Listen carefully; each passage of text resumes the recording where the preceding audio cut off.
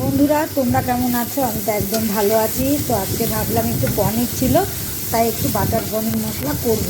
তো তার জন্য বলো থেকে পেঁয়াজ, রসুন, আদা, টমেটো, কাঁচা লঙ্কা সব অল্প তেল দিয়ে একটু ভাজা ভাজা করে নিচ্ছি, সাদা তেল দিয়ে।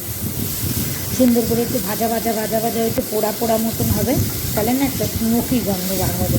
তাহলে একটু পোড়া পোড়া করে ভেজে নেবো, ভেজে নিয়ে তারপর মিক্সির মধ্যে সুন্দর করে এটাকে ব্লেন্ড করে নিলাম। এখন বলো তো কি, এখন গরম মশলা একটু থেতো করে নিয়েছি। এখন কড়াইয়ের মধ্যে একটু সাদা তেল দেব, সাদা তেল দিয়ে এই গরম মশলাটা ফোড়ন দেবো। তাহলে কড়াইয়ের মধ্যে একটু সাদা তেল দিয়ে দিই, কারণ এই রান্নাটা কিন্তু সরষের তেলে অতটা ভালো হয় না, সাদা তেলেই কিন্তু খেতে বেশি ভালো লাগবে। তো এখন সাদা তেল কড়াই দিয়ে দিলাম, কড়াইটা গরম হয়ে গেছে। এখন কড়াই গরম হওয়ার সাথে সাথে কিন্তু কড়াইয়ের মধ্যে দিয়ে দিলাম হচ্ছে ওই যে গোলমরিচগুলো, দিয়েই তারপরে পিঠে পিঠে যাতে পুড়ে না যায় তার জন্য ওই মিক্সির মধ্যে ব্লেন্ড করা মশলাটাকেও দিয়ে দিলাম। দিয়ে খুব সুন্দর করে নাড়ানাড়ি করতে থাকলাম। আর একটু ঝালের জন্যে একটু লাল লঙ্কার গুঁড়ো একটু জল দিয়ে মিশিয়ে দিয়ে দিলাম। এখন এর মধ্যে দিয়ে দিলাম একটুখানি চিনি, আর ব্লেন্ড করার সময় অল্প লবণ দিয়ে দিয়েছিলাম। তো তোমরা কিন্তু অবশ্যই টেস্ট করে দেখে তারপরে কিন্তু সব লবণ মিষ্টিটা দেবে। তো এর মধ্যে যাতে মশলার ফ্লেভারটা খুব সুন্দর করে চলে যায় তার জন্য কাঁচা পনিরগুলোকে কেটে কিন্তু এই মশলাটার মধ্যে, গ্রেভিটার মধ্যে দিয়ে দিলাম।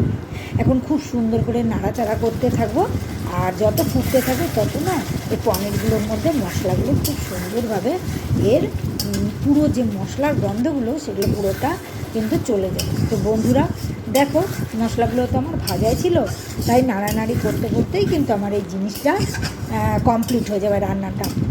এটা হচ্ছে বাটার পনির মশলা। তো দেখো বন্ধুরা, তোমাদের ভিডিওটা কেমন লাগলো? ভালো লাগলে অবশ্যই ভালোবেসে সঙ্গে থেকো। আগামী দিনে আরও কিন্তু সুন্দর সুন্দর ভিডিও নিয়ে আসবো। তো বন্ধুরা, যেহেতু বাটার পনির মশলা, তার জন্য বাটার না দিলে তো হবে না, তার জন্য অল্প একটুখানি বাটার এখানে দিয়ে দিচ্ছি। আর বাটারটা কিন্তু গরমের জন্য খুব সুন্দর করে এর মধ্যে মেল্ট হয়ে যাবে, আর বাটারের গন্ধটা কিন্তু একদম ছড়িয়ে পড়বে। তো কেমন লাগলো আমার বাটার পনির মশলা?